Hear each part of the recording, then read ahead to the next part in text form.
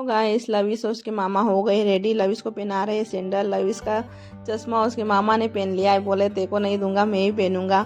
मैं भी इधर हो गई हूँ रेडी। मैंने भी स्कार्फ बांध लिया है क्योंकि धूप बहुत तेज थी। सोचा स्कार्फ बांध लेती हूँ, फिर निकलेंगे हम लोग। अपनी अपनी गाड़ियों से जा रहे हैं क्योंकि आज हम जाएंगे बीजागढ़। बहुत सालों बाद जा रही हूँ मैं तो दर्शन करने के लिए। मम्मी के यहाँ आती हूँ और ऐसे ही इधर की इधर चली जाती हूँ। इधर तो दर्शन करना होता ही नहीं है। और शिवरात्रि पे आ जाते हैं तो भीड़ बहुत होती है, दर्शन ही नहीं हो पाते। सोचा अब जाते हैं, दर्शन करेंगे।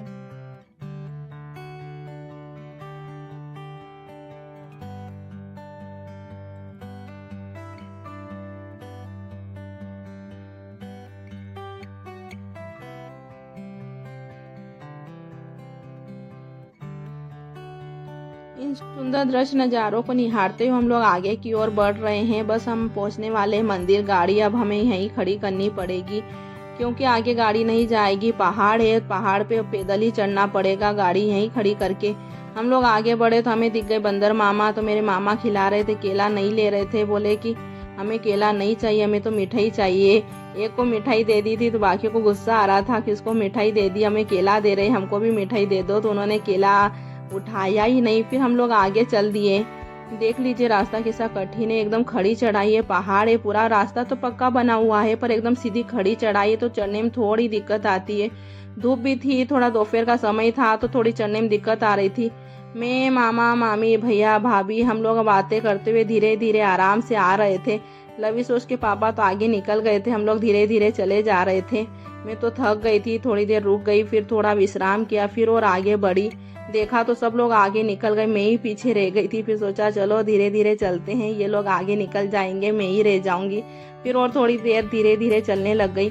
बस हम लोग अब मंदिर पहुंचने ही वाले हैं। एकदम पहाड़ के ऊपर आ गए हम लोग। देख सकते हो आप लोग, पहाड़ी पहाड़े। लविश तो आगे निकल ही गया था, बोल रहा था चलो मम्मा कहाँ जाना है, आगे और चलना है। वो तो दौड़ता हुआ जा रहा था क्योंकि वो तो थकता ही नहीं। अब हम करेंगे भोले बाबा के दर्शन। हर हर महादेव। मंदिर पूरा पहाड़ के नीचे बना हुआ है। ये पूरा पहाड़ है, पहाड़ के नीचे भोले बाबा विराजमान हुए हैं। हम करेंगे अब दर्शन। तो हम आ गए इधर माता जी के दर्शन करने। माता जी के पग बने हुए हैं तो लविश और उसके पापा कर रहे हैं माता जी के पग के दर्शन।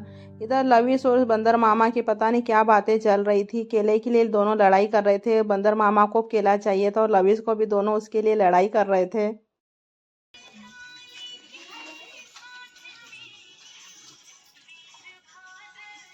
पापा बोला ज्यादा ना बोलेगा।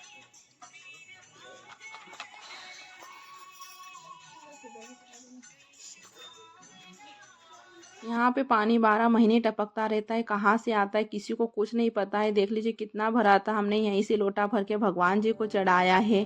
समझ में नहीं आता कहाँ से इतना सारा पानी आ जाता है, वो भी गर्मी के मौसम में।